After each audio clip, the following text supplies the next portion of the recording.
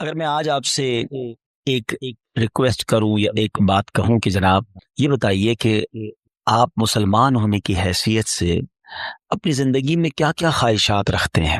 ایک مسلمان اپنی دنیا کیسی دیکھنا چاہتا ہے، اپنی آخرت کیسی دیکھنا چاہتا ہے؟ کبھی اکیلے میں بیٹھ کر لسٹ بنائیں کہ دنیا میں کیا چاہتا ہوں، موت کے وقت کیا چاہتا ہوں، قیامت کو کیا چاہتا ہوں۔ اور اب میں آپ کو کچھ مختلف حدیثوں کا، یوں سمجھیے کہ مجموعہ کہہ لیں، عطر کہہ لیں، اس کا خلاصہ کہہ لیں، میں پیش کرنے جا رہا ہوں کہ درود پاک پڑھنے والے کو کیا کیا ملتا ہے۔ علماء بیٹھے ہیں، تقریباً ہر ہی میرے جملے کے پیچھے کوئی حدیث یا کوئی روایت ہوگی، تو آپ کو اندازہ ہو جائے گا کہ ایک ایسا کمال کا وظیفہ ہے۔ میں جو کہتا جاؤں، دل خوش ہو تو سبحان اللہ کہتے جائیے گا۔ اگر آپ چاہتے ہیں کہ آپ کی روزی میں برکت ہو تو درود پاک پڑھیے۔ اگر آپ چاہتے ہیں کہ بیماریاں دور ہو جائیں تو درود پاک پڑھیے۔ آپ چاہتے ہیں آپ کی ٹینشن ریلیز ہو جائے، آپ درود پاک پڑھیے۔ آپ چاہتے ہیں ذلت و رسوائی سے بچیں تو درود پاک پڑھیے۔ آپ چاہتے ہیں آپ کی عزتوں میں اضافہ ہو جائے تو درود پاک پڑھیے۔ آپ چاہتے ہیں کہ مرتے وقت کلمہ نصیب ہو اور نبی پاک کا دیدار ہو جائے تو درود پاک پڑھیے۔ بلکہ آپ یہ چاہتے ہیں کہ قبر میں بھی نور مصطفیٰ سے میری قبر جگمگائے تو درود پاک پڑھیے۔ قیامت کے دن نبی پاک کے پرچم تلے اٹھنا چاہتے ہیں تو درود پاک پڑھیے۔ آقا کے ہاتھوں جام کوثر پینا چاہتے ہیں تو درود پاک پڑھیے۔ بلکہ سنیے، آقا کے ساتھ جنت میں داخل ہونا چاہتے ہیں تو درود پاک پڑھیے۔ مدینے جانا ہے تو درود پاک پڑھیے۔ خواب میں سرور کائنات علیہ الصلوۃ والسلام کی زیارت کرنی ہے تو درود پاک پڑھیے۔ مجھے بتائیے، کچھ اور بچ گیا ہے زندگی میں؟ اور کچھ چاہیے ہے؟ اور کیا چاہیے ہمیں؟ روزی میں برکت ہو، ذلت و رسوائی سے بچوں، بیماریاں اتر جائیں، ٹینشن ریلیز ہو، اللہ عزتوں میں اضافہ کرے، کلمے والی موت ملے، آقا کا دیدار ہو اور جنت میں بھی نبی پاک ساتھ لے جائیں، جب تک زندہ رہوں مدینے جاتا رہوں۔ اس کے علاوہ تو بچتا ہی کوئی نہیں ہے نا مسلمان کے لیے۔ اب ماشاءاللہ علماء بیٹھے ہیں، آپ ان سے پوچھیں کہ یہ ساری فضیلتیں ہیں احادیث میں اور روایات میں درود پاک پڑھنے والے کے لیے موجود ہیں، پھر بھی ہم درود پاک نہیں پڑھتے، پھر بھی ہم اس کو اپنا وظیفہ نہیں بناتے۔ اگر درود پاک کو ہم اپنا، اس کو کہتے ہیں نا کہ چابی ہے، یہ اٹ از اے کی آف سکسیس، کامیابی کی چابی ہے، ہر پرابلم دور کرنے کی چابی ہے، تو پلیز درود پاک کو حرز جہاں بنائیے۔ چلتے پھرتے اٹھتے بیٹھتے جتنا ہو سکے درود پاک پڑھتے رہا کریں۔ بلکہ وہ شاعر بہت خوبصورت بات لکھتے ہیں کہ ہر درد کی دوا ہے صلی علی محمد، ہر درد کی دوا ہے صلی علی محمد، تعویذ ہر بلا ہے صلی علی محمد۔ تو ہمارا تو کام یہ ہے کہ بس کسی پرابلم میں پڑھتے رہیں انشاءاللہ، بلکہ پرابلم آنی نہیں ہے اگر آپ درود پاک کثرت سے پڑھ رہے ہوں گے۔ میرے پیارے اسلامی بھائیوں، آج جس موضوع پہ میں نے بات کرنی ہے وہ بڑا سینسٹیو اور بڑا اہم ٹاپک ہے۔ ہم نارملی اپنی زندگی میں بہت ساری چیزوں کی حفاظت کرتے ہیں، چیز جتنی قیمتی ہوتی ہے اس کی حفاظت بھی ہم اس قدر زیادہ کرتے ہیں۔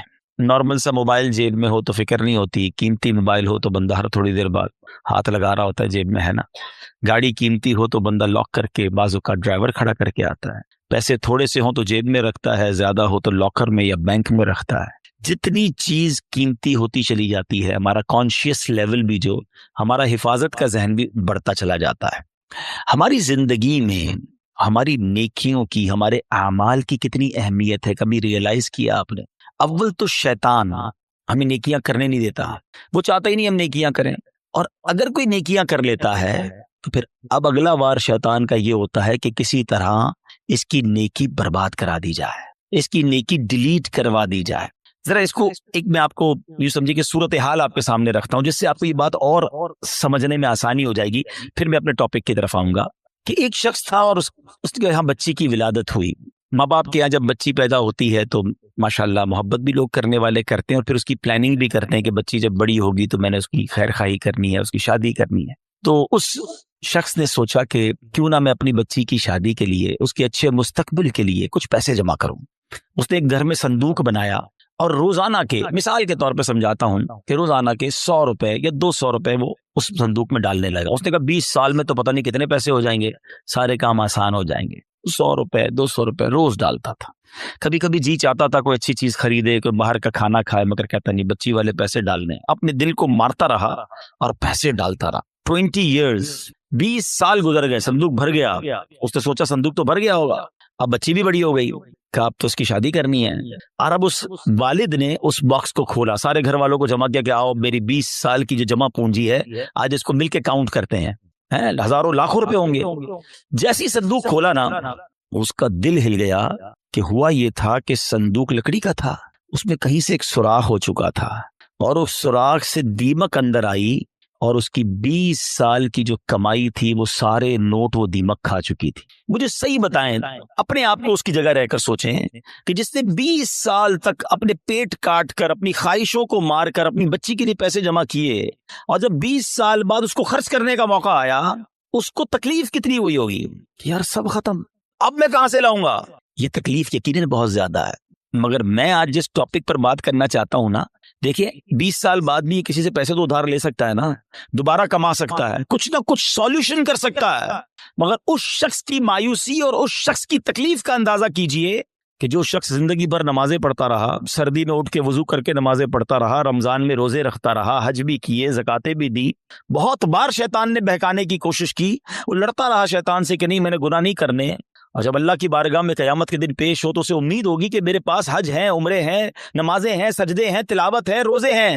اور جب بارگاہ الہی میں اس کے نامہ اعمال کھولے جائیں اور اس کو کہا جائے کہ جاؤ تمہارے پاس کچھ بھی نہیں ہے, null and void, delete it, سوچئے اس دن اس کی شرمندگی, حسرت کا عالم کیا ہوگا. اس دن تو کوئی چانس بھی نہیں ہوگا نا کہ دوبارہ نیکیاں کر لے, ادھر تو دوبارہ کما سکتا ہے وہ شخص, مگر قیامت کے دن today is the time of action. مولا علی فرماتے ہیں نا یہ وقت زندگی میں عمل کر سکتے ہو, قیامت کا دن عمل کا نہیں, جزا کا دن ہوگا, فیصلے کا دن ہوگا. تو اس دن تو آپ کو صرف فیصلہ ہی ہونا ہے. تو اب پہلے ریئلائز کر لیجئے کہ یہ کتنا بڑا معاملہ ہے کہ اگر میرے اعمال ہی برباد ہو گئے. اب ہو سکتا ہے کسی کے ذہن میں سوال آئے کہ جناب یہ کون سی بات کر رہے ہیں کہ اعمال کیسے برباد ہو سکتے ہیں, نمازیں پڑھی ہیں, روزے رکھے ہیں, کوشش کر کے یہ اعمال کی. آج کے دور میں نیکی کرنا بھی آسان نہیں ہے, یہی تو میں سمجھانا چاہتا ہوں آج کے بیان میں کہ آج کے دور میں واقعی نیکی کرنا اتنا آسان نہیں ہے. لیکن آپ اتنی مشکل سے نیکی کر بھی رہے ہیں, مگر اس کو سنبھال رہے ہیں کہ نہیں, اس کی حفاظت کر رہے ہیں کہ نہیں, اس کے بارے میں فکر مند ہے کہ نہیں, آپ کو پتا ہے کہ چور کیسے چوری کر کے جا سکتا ہے آپ کی نیکیوں کو. یہی میرا آج کا ٹاپک ہے. اور اب آپ دوبارہ ذہن میں سوال آ رہا ہوگا کہ بھائی بتائیں تو صحیح وہ کون سے اعمال ہیں کہ جن سے نیکیاں برباد. میں قرآن و حدیث سے آج آپ کے سامنے کچھ اعمال ایسے رکھوں گا, کچھ کام ایسے رکھوں گا کہ جس کو کرنے والے کے بارے میں فرمایا کہ اس کے اعمال برباد کر دیے جاتے ہیں. سب سے جس کو کہیں کہ اہم ترین معاملہ پتہ ہے کیا ہے, کہ انسان کا ایمان چھن جائے. جس کا ایمان چلا گیا نا, اب اس کا کوئی عمل اس کے کام نہیں آئے گا, چاہے اس کی زندگی سجدوں سے بھری ہوئی ہو, چاہے اس نے بہت نمازیں پڑھی ہوں, ساری زندگی روزے رکھے ہوں, ایمان نہیں تو کچھ بھی نہیں. اور یہ بات قرآن کہتا ہے. اللہ کا کلام کیا فرماتا ہے سنیے. رب کریم قرآن میں ارشاد فرماتا ہے وَمَن يَرْتَدِدْ مِنْكُمْ عَنْ دِينِهِ فَيَمُتْ وَهُوَ كَافِرٌ فَأُولَئِكَ حَبِطَتْ أَعْمَالُهُمْ فِي الدُّنْيَا وَالْآخِرَةِ وَأُولَئِكَ أَصْحَابُ النَّارِ هُمْ فِيهَا خَالِدُونَ. اب اس کا ترجمہ سنو. اور تم میں جو کوئی اپنے دین سے پھرے پھر کافر ہو کر مرے تو ان لوگوں کا کیا اکارت گیا, دنیا میں اور آخرت میں سب ضائع ہو گیا, اور وہ دوزخ والے ہیں, انہیں اس میں ہمیشہ رہنا ہے. ایک بات یاد رکھیے گا, یہ ہمیں بعض اوقات سمجھ نہیں آتی کہ یار بندہ مسلمان ہو کے کافر کیسے ہو سکتا ہے, ایمان والا ہو کے ایمان سے کیسے نکل سکتا ہے. یہ بات تو آپ کو پتا ہے نا کہ دنیا میں سب سے زیادہ جو تیزی سے مذہب پھیل رہا ہے وہ کون سا ہے, اسلام ہے. The most growing religion on earth. اس پوری کائنات میں سب سے تیزی سے الحمدللہ اسلام پھیل رہا ہے. لیکن یہ ون وے ٹریفک نہیں ہے کہ اگر کوئی مسلمان ہو سکتا ہے غیر مسلم تو مسلمان بھی اسلام سے خارج ہو سکتا ہے. ٹھیک ہے, ایک حدیث پاک سناتا ہوں تاکہ یہ بات اور کلیئر ہو جائے گی. حدیث پاک کا مضمون ہے, نبی پاک علیہ الصلوۃ والسلام نے فرمایا کہ اولاد آدم مختلف طبقات میں, مختلف کیٹیگریز میں پیدا کی گئی ہے. 4 کیٹیگریز, 4 قسم بیان کی نبی پاک نے. فرمایا ایک پہلی قسم وہ ہے کہ بعض مومن پیدا ہوتے ہیں, ایمان والی زندگی گزارتے ہیں, اور ان کا خاتمہ بھی ایمان پر ہوتا ہے. ہم اللہ سے دعا کرتے ہیں کہ اللہ اس کیٹیگری میں ہمیں شامل رکھے, کیونکہ اللہ نے مسلمان ماں باپ دیے, ایمان والی زندگی دی ہے, اللہ ایمان والی موت عطا فرمایا ہے. لیکن سیکنڈ کیٹیگری نبی پاک نے فرمایا کچھ لوگ کافر گھرانے میں پیدا ہوتے ہیں, حالت کفر پر زندہ رہتے ہیں, اور حالت کفر پر ہی ان کی موت ہوتی ہے. بہت بڑی تعداد میں ایسے لوگ جو غیر مسلموں کے یہاں پیدا ہوتے ہیں, کفر والی زندگی گزارتے ہیں, کفر پر بھی مر جاتے ہیں. تیسری کیٹیگری سنو, اللہ کے نبی فرماتے ہیں کچھ لوگ کافر پیدا ہوتے ہیں, کافروں والی زندگی گزارتے ہیں مگر ان کا خاتمہ ایمان پر ہو جاتا ہے نا. کئی لوگ جو مرنے جو دنیا میں مسلمان ہو رہے ہیں یہ کیا ہے؟ کافر تھے نا، غیر مسلم تھے، کلمہ پڑھا مسلمان ہو گئے. بڑی اچھی بات ہے. مجھے ایک واقعہ یاد آ گیا. ہانگ کانگ میں دعوت اسلامی والے جو تھے وہ ہمارے مبلغین کسی مریض کی عیادت کے لیے ہاسپٹل میں گئے. دعوت اسلامی کے تو طریقہ کار میں بھی شامل ہے، ہمیں بھی جانا چاہیے، مریض کی عیادت سنت ہے. تو وہ لوگ عیادت کرنے گئے تو برابر میں بستر پر ایک 70 سال کا ہانگ کانگ میں ایک بوڑھا شخص غیر مسلم وہ بھی لیٹا ہوا تھا، علاج کروانے آیا تھا. جب وہ واپس جانے لگے اس نے اشارہ کیا ذرا ادھر آئیے گا. وہ ادھر گئے تو کہا تم لوگ کون ہو؟ چہرے پہ داڑھی تھی، سر پہ امامہ تھا. کہا مسلمان ہیں. کیوں آئے تھے؟ کہا ہمارا ایک دوست ہے وہ بیمار تھا، اس کو دیکھنے آئے تھے. اچھا مسلمان کیا ہوتا ہے، اسلام کیا ہوتا ہے؟ 7 8 10 منٹ بات چیت ہوئی. اسلامی بھائیوں نے اس کو دعوت دی کہ آپ بھی مسلمان ہو جائیں. ہسپتال کے بستر پر وہ بوڑھا شخص کلمہ پڑھ کر مسلمان ہو گیا. مگر اس سے بڑھ کر جو جس کو کہتا نا ایمان افروز بات یہ تھی کہ اگلے چند گھنٹوں بعد اس کا انتقال بھی ہو گیا. یعنی اس کے مقدر میں ایمان تھا تو اسپتال کے بستر پر بھی اس تک ایمان پہنچ گیا. یہ حدیث کا جو تیسرا حصہ ہے نا، سمجھو کہ کچھ لوگ کافر گھرانے میں پیدا ہوتے ہیں یا کافر ہوتے ہیں، پیدا ہی کافر کفر پر ہوتے ہیں، پوری زندگی کفر پر گزرتی ہے مگر ان کا خاتمہ ایمان پر ہوتا ہے. اب نبی پاک علیہ الصلوۃ والسلام نے فرمایا چوتھی کیٹیگری یہ وہ لوگ ہوتے ہیں جو مسلمان گھرانے میں پیدا ہوتے ہیں، مومن پیدا ہوتے ہیں، اسلام والی زندگی گزارتے ہیں مگر ان کا خاتمہ کفر پر ہوتا ہے. یہ چوتھی کیٹیگری ڈرانے والی ہے. اس سے سمجھنا ہوگا کہ ہمارے پاس کوئی گارنٹی نہیں کہ میں ایمان سلامت لے کر جاؤں گا. ایک بڑی پیاری حدیث بچے کو یاد ہے، انما الاعمال بالنیات، ہے نا، اعمال کا دار و مدار نیتوں پر. ایک اور حدیث ہے انما الاعمال بالخواتیم، اعمال کا دار و مدار خاتموں پر ہے. خاتمہ ٹھیک ہونا ضروری ہے. ہم اس کی تو میں سے بہت ساروں کو تو فکر ہی کوئی نہیں کہ یار ایسے اس کی بھی فکر کرنی ہے، اس پر بھی کوئی بات کرنی ہے، اس کی بھی کوئی سیکیورٹی کرنی ہے. سوچئے نا. اچھا پھر اب یہ حدیث آپ نے سن لی، قرآن کی آیت سن لی، صحابہ نے بھی سنی، اولیاء نے بھی سنی. خود نبی پاک کا ایٹیٹیوڈ کیا تھا؟ اللہ کے حبیب علیہ الصلوۃ والسلام کی بڑی مشہور دعا ہے، یا مقلب القلوب ثبت قلبی علی دینک، اے دلوں کو پھیرنے والے میرے دل کو اپنے دین پر ثابت قدمی عطا فرما. اللہ کے نبی دعا کر رہے ہیں جن کے صدقے ہمیں دین ملا ہے. ہم تو نعت میں پڑھتے ہیں نا، تیرے صدقے میں آقا سارے جہاں کو دین ملا. وہ آقا دعا کر رہے ہیں کہ اے اللہ میرے دل کو تیرے دین پر ثابت قدمی عطا فرما. ہمارا کیا حال ہونا چاہیے؟ ہمیں ہر وقت کی فکر ہونی چاہیے. اگر nobody care about it، بات بھی نہیں کرتا کوئی. اعمال کو بچانے کے لیے سب سے پہلے ایمان کو بچانا ہوگا. اچھا اب دوسرا سوال آتا ہے کہ ٹھیک ہے حضرت سمجھ آ گیا کہ ایمان کی حفاظت کی فکر کرنی چاہیے، ایمان بڑی سینسٹیو چیز ہے. اب یہ بھی بتائیے کہ ایمان چلا کس چیز سے جاتا ہے؟ ہاں یہ اہم کوسچن ہے کہ ایمان سے بندہ خارج کیسے ہو سکتا ہے. اچھا پھر شیطان ہے نا، ابھی بھی ہو سکتا ہے کسی کے ذہن میں یہ بات ڈال رہا ہوگا یار کیسی عجیب سی بات کر رہے ہیں مولانا صاحب، 50 سال کا تو ہو گیا، 60 سال کا ہو گیا، ساری زندگی کلمہ پڑھا اور اب ایمان سے بھی جا سکتا ہوں. ذرا یہ بات پہلے سمجھنی ہوگی. میں آپ سے ایک سوال کرتا ہوں، 70 سال کوئی بے ایمان رہا، غیر مسلم رہا، صدق کے دل سے کلمہ پاک پڑھے، مسلمان ہو جائے گا؟ ایمان میں داخل ہو جائے گا؟ ایک جملہ ہی ہے نا. مگر دل سے کہا 70 سال کی کفر کی زندگی ایک طرف، ایمان میں آتے ہی پچھلے گناہ بھی معاف ہو جاتے ہیں. تو کیا کوئی 70 سال مسلمان رہ کر کوئی ایک جملہ ایسا کہہ دے معاذ اللہ، اللہ کی توہین کا، اللہ کے نبی کی توہین کا، اسلام کی توہین کا، جس کو کفریہ کلمات کہے جاتے ہیں، تو وہ بھی اسلام سے خارج ہو سکتا ہے. تو سب سے پہلے تو زبان کی احتیاط ہے. Think before you talk. بات کرنے سے پہلے سوچو میں کیا بول رہا ہوں. یہ کہیں اس گفتگو میں میرا ایمان تو غارت نہیں ہو جائے گا؟ تو آج یہ خیال ہی نہیں ہے. اب اس میں بڑی بڑی سازشیں ہوئی ہیں. فلموں کے گانے ایسے بنائے گئے، کامیڈی شو ایسے بنائے گئے، یہ کامیڈینز یا فلموں کے گانے یا جناب دوستوں میں ہنسی مذاق، کبھی دوزخ کا مذاق، کبھی جنت کا مذاق، کبھی معاذ اللہ فرشتوں کا مذاق. ہماری لمٹ ہے، ہم مسلمان ہیں، ہماری باؤنڈری ہے. لوگ کہتے ہیں یار ریڈ لائن ہوتی ہے. بھائی ریڈ لائن مسلمان کی یہ ہے کہ وہ ان باتوں پر گفتگو نہیں کر سکتا، اس کا مذاق نہیں اڑا سکتا. ایک حد ہے ہماری نا، ہم جو چاہیں منہ میں بول دیں گے. دنیا میں کئی ایسے ملک ہیں جہاں کسی ادارے کے خلاف بات نہیں ہو سکتی، کسی پرسنالٹی کے خلاف بات نہیں ہو سکتی، ہم اس کو فالو کرتے ہیں. مگر ہم اسلام کے بارے میں، دین کے بارے میں جو منہ میں آیا کہہ رہے ہوتے ہیں. تو یاد رکھیں شیطان تو چاہتا ہی یہی ہے. الٹیمیٹ گول پتہ ہے شیطان کا کیا ہے؟ کہ میں اور آپ غیر مسلم ہو کر قبر میں جائیں. وہ مرنے سے پہلے بھی آتا ہے، آخری وقت بھی بندے کے پاس آتا ہے کہ کسی طرح اس کا ایمان چھین لوں. اتنا خطرناک دشمن ہے وہ ہمارا، اور ہم سکون کی نیند سو رہے ہیں، ہمیں فکر ہی کوئی نہیں ہے. پھر دوسرا جو ایک پرابلم ہے جس کی وجہ سے ایمان برباد ہو سکتا ہے وہ ہے گناہوں کی عادت.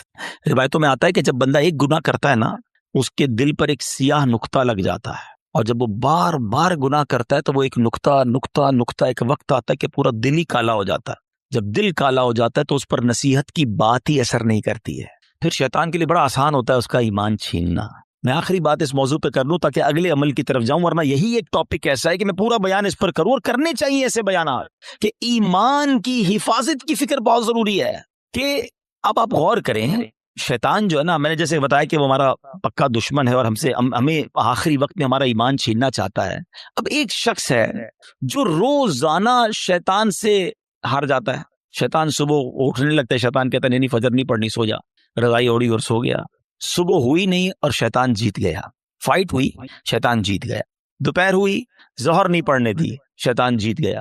مارکیٹ میں گیا, بے پردہ عورت گزری, شیطان نے کہا دیکھ لیا, شیطان جیت گیا. موبائل اٹھایا, حرام دیکھ لے, بری ویب سائٹ دیکھ لی, شیطان جیت گیا.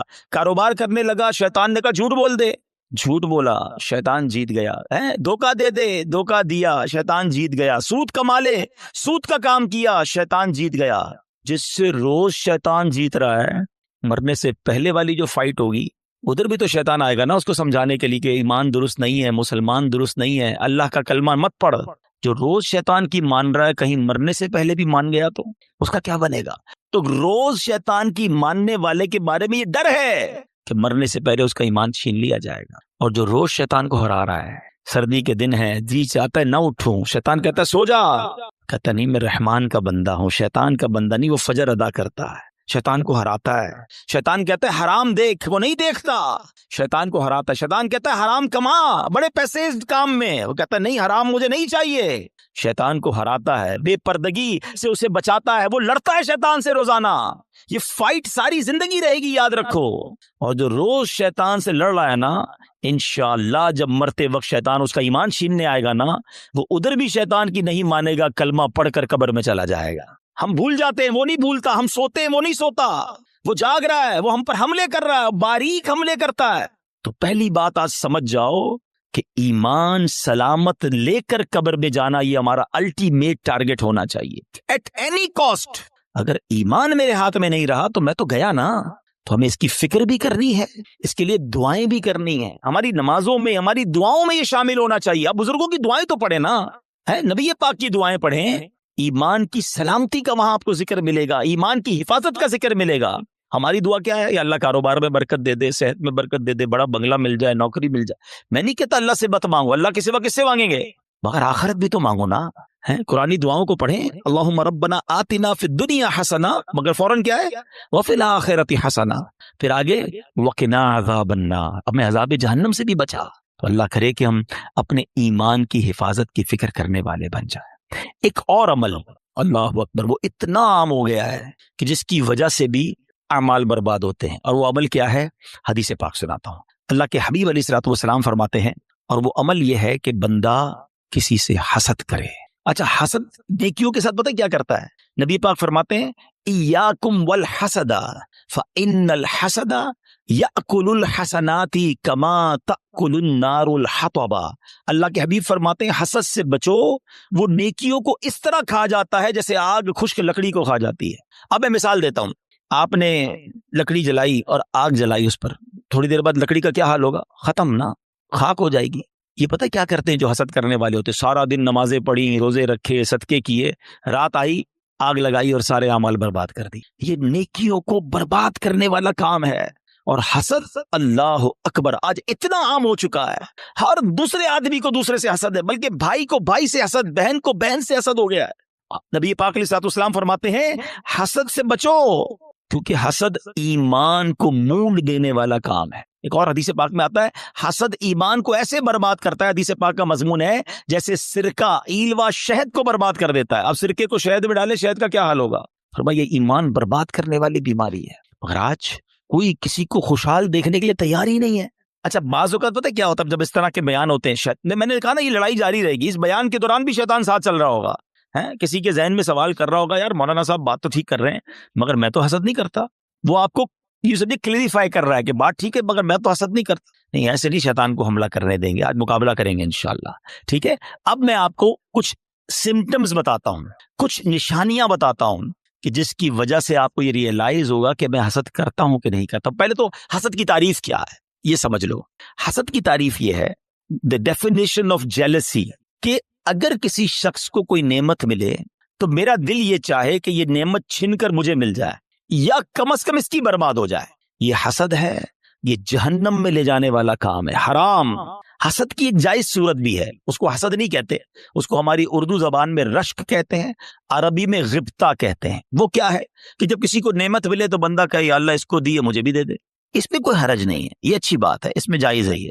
لیکن جو دوسری والی سائیڈ ہے وہ بہت زیادہ بڑھ گئی ہے. ٹھیک ہے, پہلے تعریف پتہ چل گئی, اب کچھ نشانیاں بتاتا ہوں, چیک کر لیتے ہیں. اگر ٹھیک ہے میرے اندر نہیں تو پھر صحیح ہے, پھر تو اللہ کا شکر ہے میرا دل صاف ہے. اگر گڑبڑ ہے تو پھر علاج بھی بتاؤں گا. اب پہلے تو لیبارٹری ٹیسٹ کر لیتے ہیں ایک دوسرے کا. چیک کیجئے آپ کی لائف میں کوئی ایسا ہے. اچھا یہ ایک اور پہلے بات بتا دوں, حسد جو ہے نا ہوتا ہی اس سے جس کو ہم جانتے ہیں, جس سے تعلق ہوتا ہے. جس سے تعلق نہیں اس سے حسد نہیں ہوتا.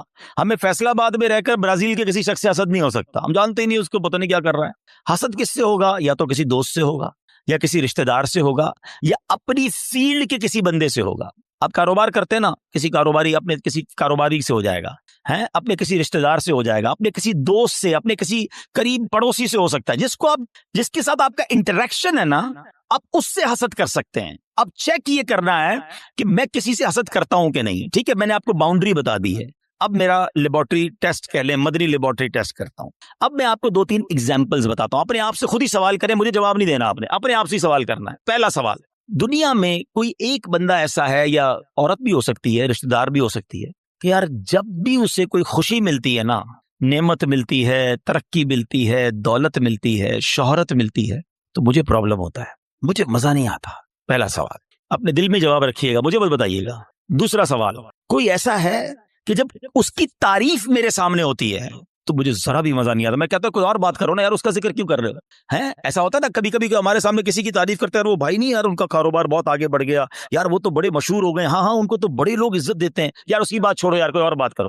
اگر کوئی ایسا ہے کہ اس کے بارے میں جب مجھ سے کوئی بات کرتا ہے اور یہاں پین فیل ہوتا ہے, میں بات بدلتا ہوں. دس از دا سیکنڈ کوسچن. ٹھیک ہے, یہ دوسرا ٹیسٹ ہے. اب تیسرا ٹیسٹ ہے, کوئی ایسا ہے کہ جب اس کا نقصان ہو جائے, بدنام ہو جائے, اس کا پیسہ برباد ہو جائے, معاذ اللہ اس کی فیکٹری میں آگ لگ جائے, اس کا گھر تباہ ہو جائے, یا اس کے گھرانے میں کوئی جھگڑا ہو جائے, اس کی فیملی تتر بتر ہو جائے, تو اندر ہی اندر خوشی ہوتی ہے, ہاں یار اب مزہ آیا, ہاں میں تو چاہتا ہی یہی تھا یہ برباد ہو جائے. These are the 3 symptoms. یہ 3 سوال ہیں آپ سے, جواب مجھے کوئی نہ دے, اپنے دل سے پوچھو. اگر کسی کے بارے میں ان تینوں میں سے کوئی ایک بھی کیفیت ہے نا, تو پھر حسد اور کس کو کہتے ہیں. جناب آپ بیمار ہو چکے ہیں, ڈاکٹر کہتا ہے نا آپ کے ٹیسٹ کے بعد شوگر ہو گئی ہے بھائی, بلڈ پریشر ہو گیا, اب ہن احتیاط کرو, تو تسی ہن احتیاط کرو, تواڈے دل وچ حسد آ گیا ہے. اگر ان تینوں میں سے کوئی ایک بات کا جواب ہاں میں آ رہا ہے, اور کوئی بندہ یا کوئی رشتہ دار عورت یا فیملی کا کوئی ممبر ذہن میں آ رہا ہے, آپ کو پتہ ہے اتنا مکار ہے شیطان, بہن کو بہن سے حسد کرا دیتا ہے. کیسے؟ ایک بہن خوشحال ہے اپنے سسرال میں, دوسری بیچاری غریب ہے, اب اس کے دل میں ڈال دے گا یہ ترقی کر رہی ہے, میں پیچھے رہ گئی, برباد. نیکیاں اچھا جس سے حسد کر رہے ہیں نا, ہم اس کا بگاڑ کچھ نہیں سکتے. ایک اور بات سن لینا, آج حسد اتنی خطرناک بیماری ہے کہ حسد ہو گیا تو جل خود ہی رہا ہوں میں, اس کا کچھ نہیں بگڑ رہا, وہ ترقی کیے جا رہا ہے, نہ رات کو نیند آ رہی ہے, اسی کے بارے میں سوچی جا رہا ہوں, دل الگ جل رہا ہے. قیامت کی آگ تو الگ ہے, ابھی سے دل جل رہا ہے. یہ اتنی خطرناک بیماری ہے. حسد کے دنیاوی سمٹمز بتاؤں آپ کو, ہمیں بہت سارے لوگ ملتے ہیں, آ کر کان میں کہتے ہیں, کبھی پرچی دیتے ہیں, نیند نہیں آتی, سکون نہیں ہے, میں سوچتا بہت ہوں. جس کو بھی یہ پرابلم ہے نا, چیک کر لے اس نے کسی نہ کسی کا حسد پالا ہوا ہے, کیونکہ وہ ترقی کیے جا رہا ہے, تمہاری نیند اڑتی جا رہی ہے, تم سوچتے ہی اس کے بارے میں ہو. پرابلم ہوتی ہے یار, ایک اور فیکٹری, ایک اور بنگلہ لے لیا, ایک اور کوٹھی لے لی, ایک اور گاڑی لے لی. ارے بھائی لے لی تو تمہیں کیا پرابلم ہے؟ اتنی خطرناک یہ بیماری ہے کہ چین نہیں لینے دیتی بندے کو. یہ سوچئے گا, یعنی اس کے دنیاوی نقصان بھی ہے نا, میں اپنی فیملی سے ڈسٹرب ہو گیا, میں اپنی لائف سے ڈسٹرب ہو گیا, کیونکہ میں نے کسی کا حسد دل میں پال لیا.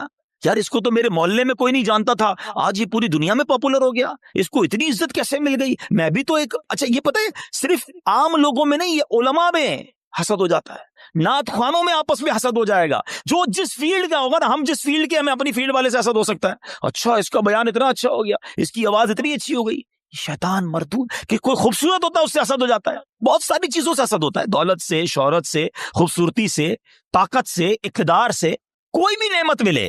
اچھا اب سمر ٹیسٹ ہو گیا، لیبورٹری ٹیسٹ کا رزلٹ اپنے پاس ہی رکھیے گا، ٹھیک ہے؟ اب خدا نہ خواستہ میرے کسی بھائی کو اگر حسد ہو گیا ہے تو اس کو کلیریفائی کرنے کا طریقہ بھی بتا دیتا ہوں، اس کا علاج بھی بتا دیتا ہوں۔ اس کا علاج یہ ہے کہ سب سے پہلے تو آپ یہ ریئلائز کریں کہ مجھے حسد کس سے ہوا ہے۔ اچھا حسد کس سے ہوا اور کیوں ہوا ہے؟ کسی کے مال سے ہو جاتا ہے، کسی کی خوبصورتی سے ہو جاتا ہے، کسی کی شہرت سے ہو جاتا ہے، واٹ ایور، کوئی ریزن ہوگا نا، وہ ریزن پہلے آپ ریئلائز کر لیں۔ پہلا طریقہ یہ ہے، پہلا علاج یہ ہے کہ آپ اللہ سے دعا کریں کہ اللہ میرے دل کو حسد سے پاک کر دے، میرے دل کو گندگی سے پاک کر دے، دل کی ساری بیماریوں سے پاک کر دے۔ ایک تو دعا ہے، اللہ کریم ہے، قبول فرما لے گا تو دل پاک ہو جائے گا۔ دوسرا، دعا میں اس بندے کو بھی شامل کر لیں کہ اللہ اس کے مال میں اور برکت دے دے، اگر وہ اس کے حسن سے پرابلم ہے، اللہ اس کے حسن میں اور برکت دے دے، اس کی شہرت سے پرابلم ہے، اللہ اس کی شہرت میں اور برکت دے دے۔ ہاں ہے یہ تھوڑا مشکل، یہ اینٹی بائیوٹک ہے نا، علاج ہو رہا ہے نا۔ اب آپ جب کسی کے لیے دعا کریں گے نا کہ یا اللہ اس کے مال میں اور برکت دے دے، اور تھوڑے دنوں بعد آپ کو کوئی بندہ آ کے بتائے گا یار اس کی ایک اور فیکٹری لگ گئی، تو آپ کہیں گے میں بھی تو دعا کرتا تھا پر لگنی تھی فیکٹری۔ تیسرا طریقہ ایک اور ہے حسد سے نکلنے کا، کہ جس سے حسد ہوا ہے نا اس کو تحفہ دے۔ حدیث پاک کا مضمون ہے تحفہ دو محبت بڑھے گی۔ ہاں لیکن یہ بتا کے مت دینا کہ بھائی تیرے سے حسد ہو گیا تھا تحفہ لے کر آئے ہوں، مولانا صاحب نے کہا تھا، اور گل خراب ہو جائے گی، تو بتانا نہیں اس کو، ہاں بتانا چلے اس کو۔ اچھا ایک بات اور سمجھ لو، آپ جس سے حسد ہوا ہے نا اس کو کوئی پرابلم نہیں ہے، پرابلم مجھے ہے، ٹھیک مجھے ہونا ہے۔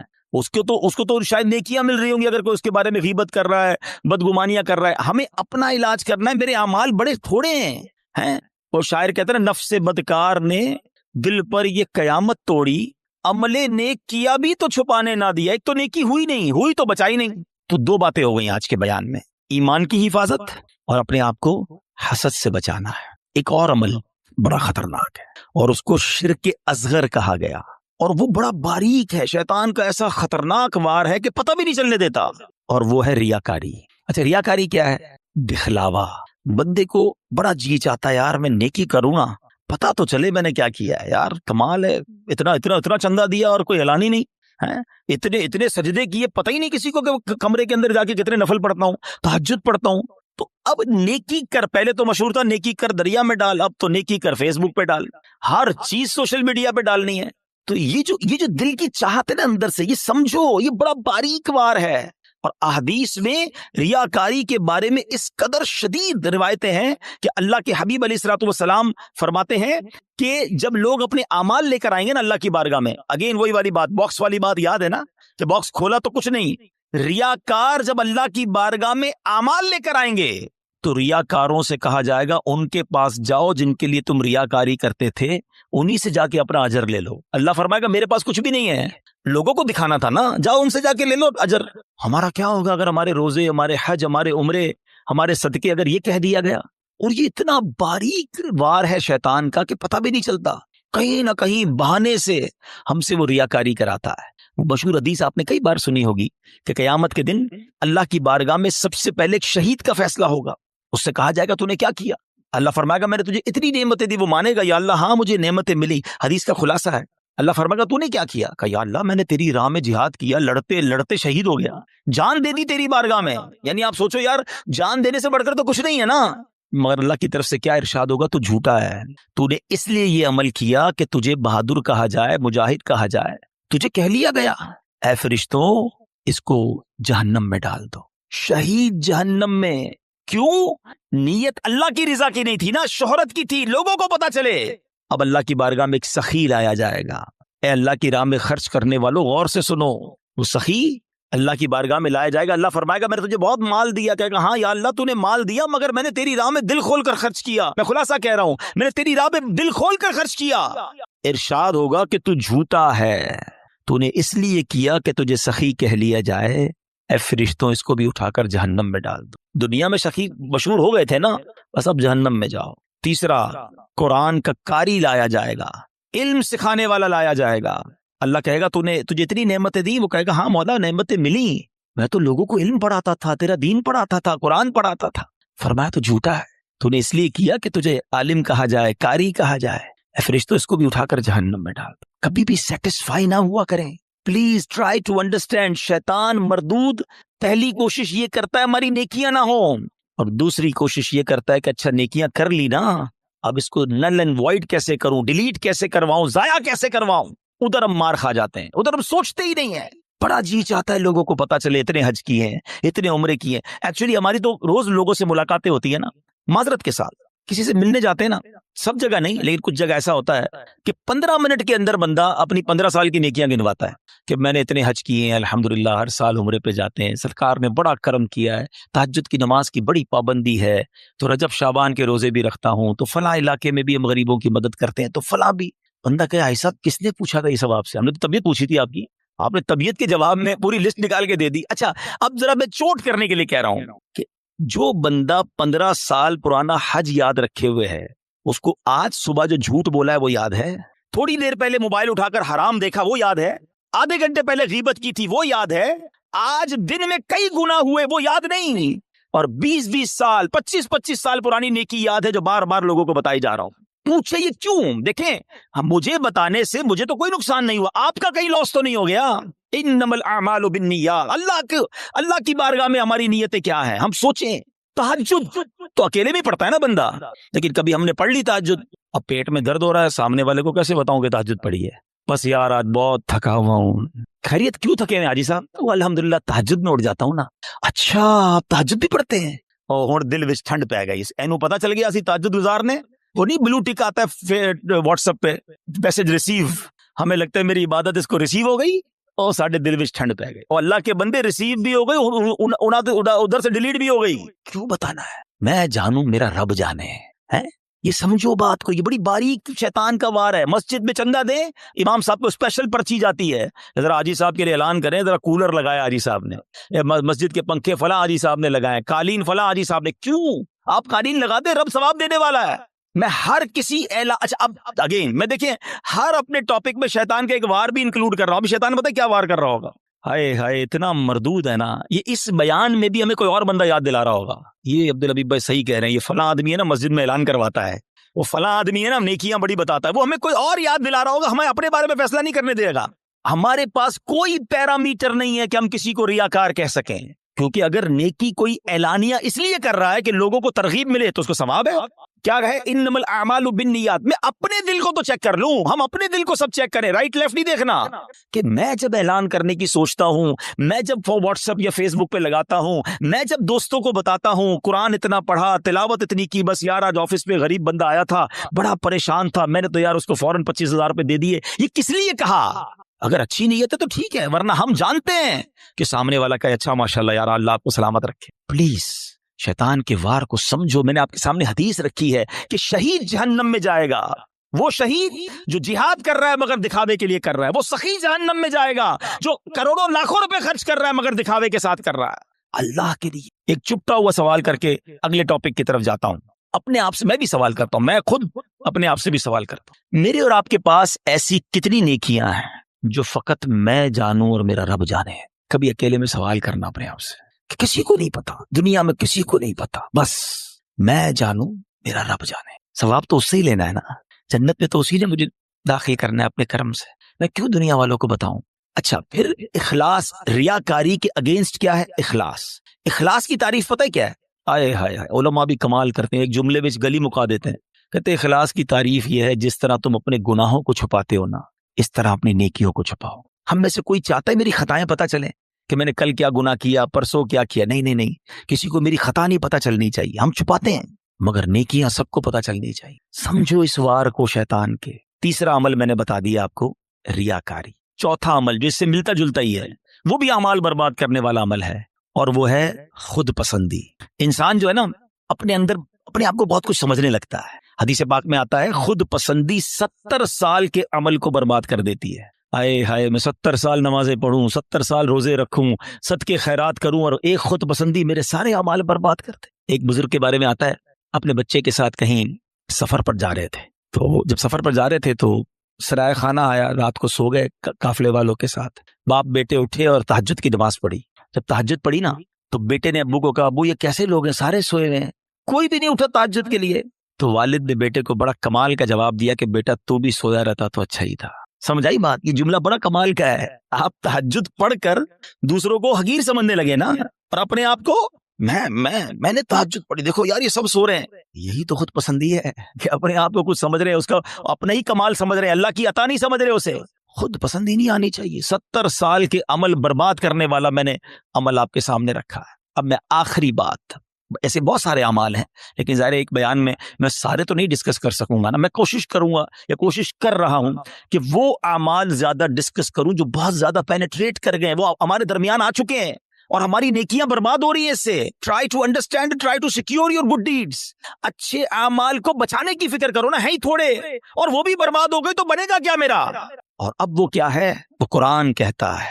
وہ کیا ہے؟ قرآن کہتا ہے یا ایھا الذین آمنوا لا تبطلوا صدقاتکم بالمن والاذی. اے ایمان والو، اپنے صدقے باطل نہ کرو احسان جتا کر اور تکلیف دے کر. یہ بھی بہت بڑا مسئلہ ہے. اول تو کسی کے ساتھ بھلائی کرنی نہیں ہے، اور بھلائی کر لی اب ساری زندگی اسے احسان جتانا ہے. یاد ہے نا میں نے نوکری دلائی تھی، بھول تو نہیں گیا؟ چپل پہن کر آیا تھا میرے پاس، اب گاڑی والا ہو گیا، بھول تو نہیں گیا میرا احسان؟ تیری بہن کی شادی تھی، میں نے اس کا جہیز دلوایا تھا، بڑا آدمی ہو گیا لیکن یاد ہے نا میں نے تیرے کو لون دلوایا تھا. توبہ توبہ توبہ. سوچو کبھی زندگی میں احسان جتانے والے مت بننا. میری اور آپ کی اوقات کیا ہے؟ اگر میں نے کسی کے ساتھ بھلا کیا، میں نے اللہ کی راہ میں خرچ کیا تو یہ رب نے دیا نا. میں خدا کی قسم کئی بار یہ بیانات میں جملہ کہا ہے کہ یار جب بھی اللہ کی راہ میں دو نا، کسی غریب کی مدد کرو، کسی صدقے کی جگہ پر دو، مسجد میں دو، واٹ ایور، اللہ کی راہ میں خرچ کر کے اللہ کی بارگاہ میں ایک سجدہ بھی کیا کرو. اللہ تیری مہربانی، تو نے دینے والا بنایا، مجھے مانگنے والا نہیں بنایا ہے. آج میرا کوئی ملازم، میرا کوئی غریب رشتہ دار میرے دروازے پر آ کر کہے کہ بھائی جان میری بچی کی شادی ہے اور مجھے فرنیچر چاہیے، ہم احسان جتائیں گے؟ سوچو میں بھی کسی کے دروازے پر کھڑا ہو سکتا تھا، مجھے آج اللہ نے دیا ہے نا. اگر نہ دیا ہوتا تو میں بھی اپنی بچی کی شادی کے لیے کسی کے دروازے پر کھڑا ہوتا، میں بھی کسی دوست کے پاس جاتا کہ ماں ہاسپٹل میں اور علاج کے پیسے نہیں ہیں. یہ صرف میرے رب کی مہربانی ہے کہ لوگ میرے پاس آ رہے ہیں اور میں انہیں دے کر جتاؤں گا. نہ کرو ایسا. اللہ کے لیے مدد کیا کرو، اللہ کا شکر بھی ادا کیا کرو. یہ سارا صدقہ ضائع ہو جائے گا. آپ مسجد میں دے کر، مدرسے میں دے کر، دینی کاموں میں دے کر رسید بھی لے لیں، مگر رسید تو رہ جائے گی، ثواب چلا گیا اگر آپ کی نیت دکھاوے کی ہے، آپ کی نیت اللہ کی رضا کی نہیں ہے. یہ صدقے باطل ہو جائیں گے. قرآن کہتا ہے نا. میں جب بھی یہ بات بیان کرتا ہوں مجھے ایک واقعہ یاد آ جاتا ہے کہ ایک بار میں ایک بزنس مین ہے، ان کے گھر گیا، کافی بڑا ان کا بنگلو ہے. ہم بیٹھے تھے تو ان کا ملازم چائے لے کر آیا. جیسی ملازم آیا نا چائے لے کر، تو اس شخص نے پتہ کیا کیا؟ کہتا ہے یہ میرا ملازم ہے، میں نے اس کو گھر بنا کے دیا ہے، اس کی بچی کی شادی کرائی ہے. آپ یقین کریں میں اتنا اندر ہی اندر شرمندہ ہو گیا کہ یار یہ کیوں یہ باتیں مجھے بتا رہا ہے، اس بندے کا کیا حال ہو رہا ہوگا، اور وہ ملازم دل ہی دل میں کتنا رو رہا ہوگا کہ یار صاحب نے ایک بار میری مدد کی ہے، ہر مہمان کو سناتے ہیں. یہ کیوں کرتے ہیں ہم؟ آپ نے کر دیا ٹھیک ہے، آپ دوسروں کو بتا کر اسے ذلیل کریں گے. یہی تو قرآن کہہ رہا ہے کہ اے ایمان والو اپنے صدقے باطل نہ کرو، احسان جتا کر، ایذا پہنچا کر. ہم تکلیف پہنچاتے ہیں بعض اوقات، مدد بھی کرتے ہیں اور اس کو اتنے تانے دیتے ہیں کہ وہ بیچارہ شرم سے پانی ہو جاتا ہے، غریب ہے کر کچھ نہیں سکتا. یہ کبھی بھی اپنے اندر عادت نہیں ہونی چاہیے. بلکہ سچی بات بتاؤں، ہمیں تو یہ بھی نہیں امید ہونی چاہیے کہ یار میں کسی کو صدقہ دوں تو یہ میرے لیے دعا کرے، میرا نام لے کے دعا. ہم پتہ ہے کہ عمرے پہ بھیجتے ہیں کسی کو، جاؤ عمرے پہ جانا، ہر چکر میں میرے لیے دعا کرنا. ہم تو ساتھ فیس بھی رکھتے ہیں، اتنے عمرے کرنا، امی کے نام پہ کرنا، ابا کیا. اور یار آپ کچھ بھی نہ بولو اس کو، وہ جا رہا ہے قدم قدم پر ثواب آپ کو مل رہا ہے. آپ کو بولنے کی ضرورت کیا؟ میرا رب سب جانتا ہے نا. اللہ جانتا ہے کہ نیت کدھر کی ہے. حضرت عائشہ صدیقہ رضی اللہ تعالیٰ عنہا، حضرت ام سلمہ رضی اللہ تعالیٰ عنہا، امہات المومنین ہے نا، کیا شاندار انداز ہوتا تھا. آپ اپنے غلام کو پیسے دیتی، فرماتی جاؤ کسی غریب کو دے آؤ، اور دیکھو غریب سے ہمارے لیے دعا نہ کرانا، اور اگر وہ ہمارے لیے کوئی دعا کر دینا تو وہ دعا نوٹ کر کے آنا. اب مثال کے طور پہ وہ غریب کو جا کے پیسے دیتے، غریب دعا کرتا کہ یا اللہ ان کی خیر ہو، رزق میں برکت ہو، وہ دعائیں لکھ کر لاتے. اور حضرت ام سلمہ اور بی بی عائشہ ہاتھ اٹھا کر اس فقیر کے لیے وہی دعائیں کیا کرتی جو انہوں نے ان کے لیے کی تھیں، اور فرماتی دعا کا بدلہ دعا ہو جائے، اجر اللہ سے لینا ہے. سبحان اللہ، کیا انداز ہے. صدقہ کریں، اللہ کی راہ میں خرچ کرو، مگر ایسے کرو کہ دائیں ہاتھ سے خرچ کرو، بائیں ہاتھ کو پتہ نہ چلے. وہی سوال اگین، ایسے کتنے اعمال ہیں میرے اور آپ کے پاس کہ میں جانوں اور میرا رب جانے. ہاں یقیناً کچھ نیکیاں ایسی ہوتی ہیں جو کھل کے کرنی چاہیے اور اس نیت سے کرنی چاہیے کہ لوگ کریں، لیکن دل کی کیفیت اپنے آپ سے پوچھ لیں. تو بہرحال میرے پیارے اسلامی بھائیو، آج کے اس مختصر سے بیان میں جو میں نے ٹاپک چوز کیا تھا کہ ہم اپنے اعمال کی حفاظت کی فکر کریں، ہم اپنے پیسوں کی، اپنی فیکٹری کی، اپنے گھر کی، اپنی گاڑیوں کی، سب کی حفاظت کی فکر کرتے کیونکہ وہ قیمتی ہیں. خدا کی قسم سب سے زیادہ قیمتی میرا ایمان ہے. ایمان نہیں تو کچھ نہیں. اور سیکنڈ پھر میرے اعمال ہیں، نیکیاں نہیں ہیں. قیامت کے دن اگر کہہ دیا گیا کہ تمہاری کوئی عبادت قبول نہیں تو پھر ہم کدھر جائیں گے؟ ہمارے بزرگان دین اتنے سینسیٹیو تھے اس معاملے میں. ایک بزرگ کے بارے میں آتا ہے، وہ کپڑے سیتے تھے، بہت اچھے کپڑے سیتے تھے. تو وہ مارکیٹ میں جاتے تھے اور جو کپڑے بناتے تھے وہ سیل کرتے تھے. تو وہ ایک بار گئے ایک جگہ پر اور ایک کپڑے کے بڑے ایکسپرٹ تاجر کو انہوں نے اپنا پیس دیا، کڑھائی وڑائی کر کے لے گئے تھے. تو اس نے جیسے ہی کپڑا ہاتھ میں لیا نا تو اس نے اس کی عیب نکالنا شروع کیے. اسٹچنگ ٹھیک نہیں ہے، کلر کمبینیشن ٹھیک نہیں ہے، فلاں چیز غلط ہے. تو بزرگ رونے لگے. تو وہ تاجر کہتا ہے اب روئے نا، میں لے لیتا ہوں، پرچیز کر لیتا ہوں، اب رو کیوں رہے ہیں؟ کہتے ہیں میں اس لیے نہیں رو رہا تو میرا کپڑا میں عیب نکالیں. میں یہ سوچ رہا ہوں کہ میں نے یہ کپڑا اپنے ہوش کے مطابق، اپنی خیال کے مطابق بالکل صحیح سیا تھا، مگر جب یہ کپڑا کسی ایکسپرٹ کے ہاتھ میں آیا تو اس کو میرے عیب پتہ چل گئے. میں نے اپنی سوچ سے نمازیں ٹھیک پڑھی ہیں، اپنے حساب سے صدقے ٹھیک کیے ہیں، میں نے عمرے اور حج ٹھیک کیے ہیں، لیکن قیامت کے دن جب یہ اعمال اللہ کی بارگاہ میں پیش ہوں گے اور ادھر سے کہہ دیا گیا تیرے سجدوں میں اخلاص نہیں ہے، تیرے صدقوں میں اخلاص نہیں ہے، تیری عبادت میں ذوق نہیں ہے، تیری نیتیں اچھی نہیں ہوں گی، تو میرا کیا بنے گا؟ اس طرح وہ سوچتے تھے. کبھی ہم نے نیکی کر کے یہ سوچا کہ یا اللہ نیکی بچی رہے، قبول فرما لے؟ ہم تو نیکی کر کے پھول جاتے ہیں، بھائی میں نمازی، میں حاجی، میں روزہ دار، میں صدقہ دینے والا. نہیں، پلیز سمجھو بات کو. ہم نے کئی ایسے واقعات پڑھے ہیں کہ جو بڑے بڑے نامور اس زمانے کے جناب مستجاب الدعوات ہوا کرتے تھے. جب شیطان غالب آیا، نفس غالب آیا، لالچ غالب آئی تو ایمان بھی ہاتھ سے چلا گیا. بلم بن باعورہ کا واقعہ کس کو نہیں پتا؟ مستجاب الدعوات تھا وہ شخص، لیکن جب لالچ غالب آئی، شیطان کا داؤ چل گیا، حضرت موسیٰ کے خلاف ہوا، ان کے بارے میں بددعا کرنے لگا، اس کی زبان لٹک کر باہر آ گئی اور کفر پر اس پر خاتمہ ہوا. ہمیں ڈرنا ہے، دعائیں مانگنی ہے، اور یہ خوف ہمیں صحابہ میں نظر آتا ہے. ہاں، سیدنا ابو بکر صدیق، حضرت عثمان غنی، حضرت مولا علی، بی بی فاطمہ، بی بی عائشہ رضی اللہ عنہ، ان کے واقعات تو پڑھیں. یہ تنکا اٹھا کر کہا کرتے تھے کاش میں تنکا ہوتا انسان نہ ہوتا. کیوں کہتے تھے؟ کہ اللہ کی بارگاہ میں پیش ہوا اور وہاں میرا ایمان نہ چلا جائے، میرے اعمال برباد نہ ہو جائیں. تو بہرحال میرے پیارے اسلامی بھائیوں، یہ فکر میں آج کے بیان میں پیش کرنا چاہتا تھا. حسد سے بچنا ہے، نیت کر لیں انشاءاللہ. ہم نے احسان جتانے سے اور دکھلاوے سے بچنا ہے، خود پسندی سے بچنا ہے، اور سب سے مین جو پہلا میرا ٹاپک تھا، ایمان کی حفاظت کی فکر کرنی ہے. ایمان کے ڈاکو گھوم رہے ہیں، یقین کریں، اور وہ ایسا ڈاکو ہے شیطان کے نظر بھی نہیں آتا. اور ڈاکو تو نظر آتے ہیں نا، پولیس والا آپ کھڑا کر لیں گے. آپ کو دل کے آگے پیچھے پہرے دار بٹھانے ہوں گے. پہرے دار کون ہے؟ آپ نے نماز پڑھ کے پہرے دار بٹھانا ہوگا، آپ نے کلمہ پاک کا ورد کرنا ہوگا. اچھا، یہ بھی بڑا پرابلم ہے. سب کی تمنا کیا ہے؟ یا اللہ مرنے سے پہلے، مرتے وقت کیا نصیب کرنا؟ کلمہ نصیب کرنا. آج دن میں کتنی بار کلمہ پڑھا ہے؟ یہ چیک کرو نا. مرتے وقت سب کو کلمہ چاہیے، زندگی میں پڑھو نا. اور یہ بات بڑی عجیب بتانے جا رہا ہوں، ایک بزرگ کا جملہ میں بھولتا نہیں ہوں. وہ کہتے ہیں اپنی زبان کو کلمے کا عادی بناؤ تاکہ جس دن زبانیں بھاری پڑیں گی اس دن تمہاری زبان سے کلمہ جاری ہو جائے. موت کے وقت نا زبان بھاری ہو جاتی ہے، مگر ہم کئی ہفتے ہو گئے کلمہ نہیں پڑھا. ہم نے کتنی تسبیحاں پڑھی کلمے کی؟ روز کم از کم ایک تسبیح، 100 بار کلمہ. اچھا، آپ کو پتہ ہے حدیث پاک میں افضل الذکر کہا گیا، سب سے افضل اگر کوئی ذکر ہے تو وہ لا الہ الا اللہ محمد الرسول اللہ. پورا کلمہ پڑھیں یا کم از کم لا الہ الا اللہ کا ورد کریں اور آخر میں 3 بار محمد الرسول اللہ صلی اللہ تعالی وسلم پڑھ لیں تاکہ میری زبان کلمے کی عادی رہے. اور جو چیز عادی ہوتی ہے نا وہ پتہ کب نکلتی ہے؟ آخری بات، چلیں یہ بھی ایک بڑی دلچسپ بات بھی ہے اور اللہ کرے کہ میرے بیان سے کوئی یہ میسج لے جائے. انسان پر جب دھکا لگتا ہے نا، چوٹ لگتی ہے، مشکل وقت آتا ہے، تو جو اندر اصلی ہوتا ہے نا باہر نکل آتا ہے. ٹھیک ہے، یہ اس کو میں آپ کو ایک ایگزامپل سے سمجھاؤں گا. ایک شخص تھا، بادشاہ کے پاس آیا، کئی زبانوں کا ماہر، ایکسپرٹ. اس کی زبان اتنی فلوئنٹ تھی کہ اس نے چیلنج کیا کہ میری اوریجنل زبان پہچان کے بتائیں.